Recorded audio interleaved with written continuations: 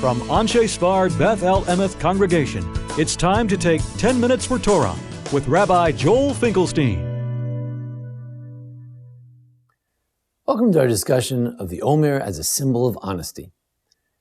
We look in the Mishnah and Pirkei Avos that we read around this time of year, Ethics of the Fathers. It says in chapter 5, Mishnah 5, that there were 10 miracles, Asara Nisim, that happened to our forefathers in the Beit HaMikdash, in the Holy Temple in Jerusalem. Miracles such as the idea that although there was a lot of slaughter of meat, the women never fainted from the smell.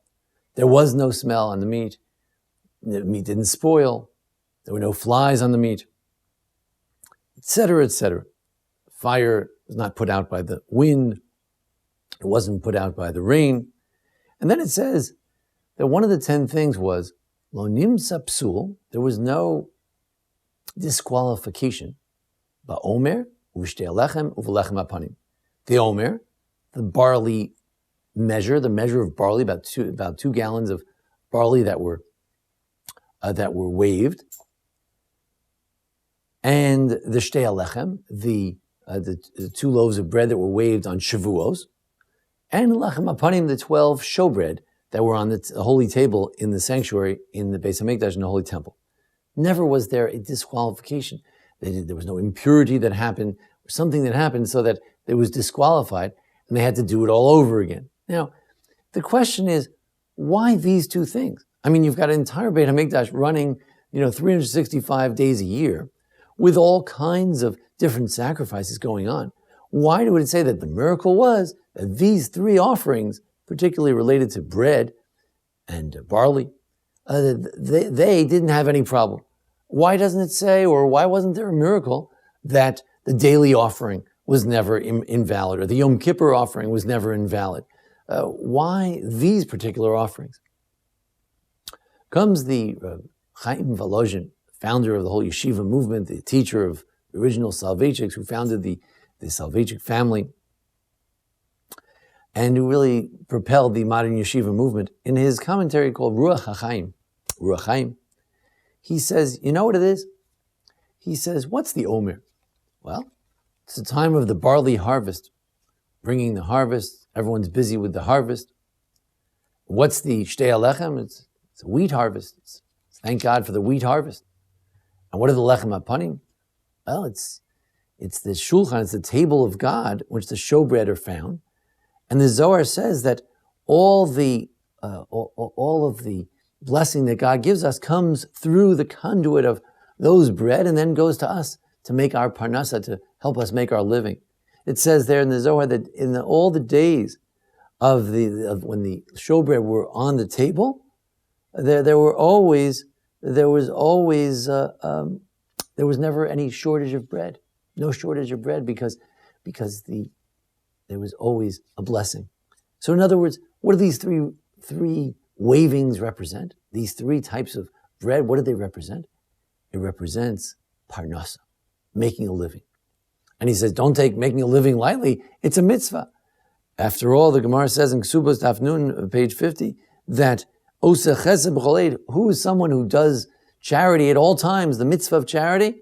Those who support their children. Supporting our children is a mitzvah.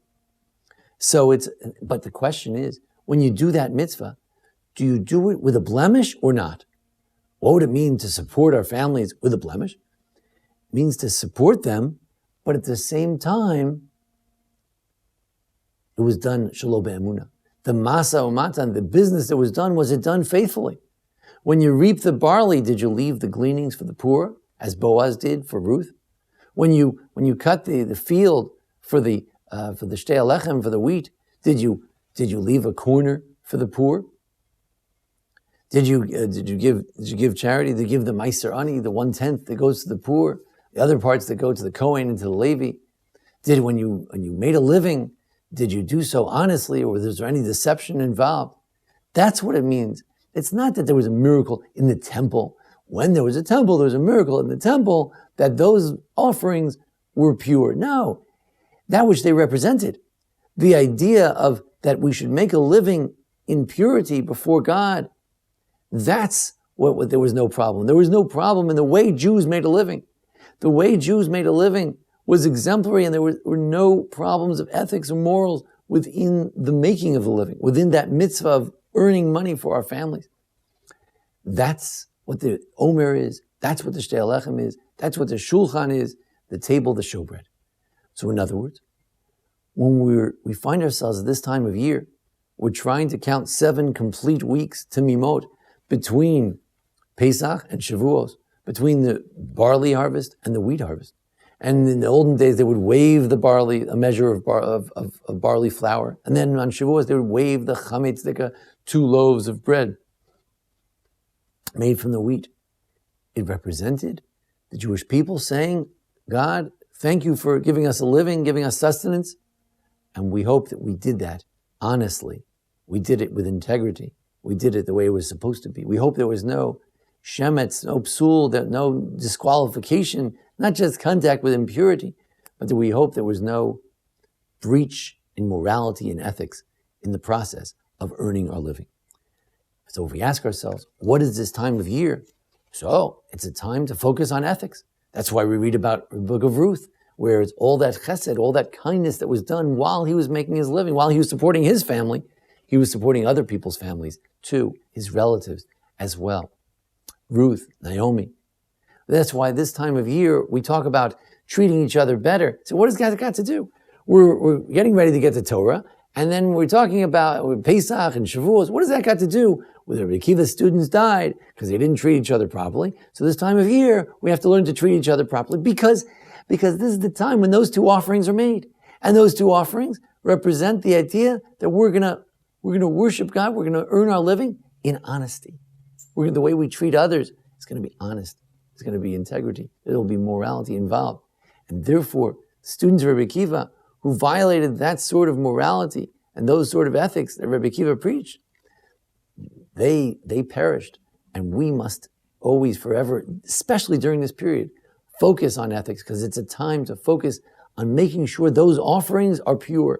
Those offerings representing our earning a living, that the way we do so is with purity and integrity and honesty. This is something that's easy to say. It's difficult to do it right. So many moral quandaries and challenges present themselves every day to a businessman, anyone who picks up a dollar bill. It's always an ethical challenge. And hopefully if we respond properly, then there won't be a psul, there won't be anything wrong with our Omer offering, with our Shtei Alechem offering, with Pesach, our Shavuos, our Omer period, and that we can enter Shavuos feeling that we were Nasev and Ishma. We said we would do it, and we did it. Not only the words of the Torah and our relationship with God, but also our relationship to others as well. Thank you for joining us here at the Anshei Sphard-Beth Emeth congregation for our discussion of Omer and Shavuos.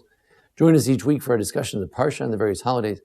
We wish everyone coming up to Shavuos, a wonderful holiday of Shavuos. It should be meaningful, hopefully filled with learning. And thank you for joining us. Thank you. This has been 10 Minutes for Torah with Rabbi Joel Finkelstein. To learn more, visit asb.org.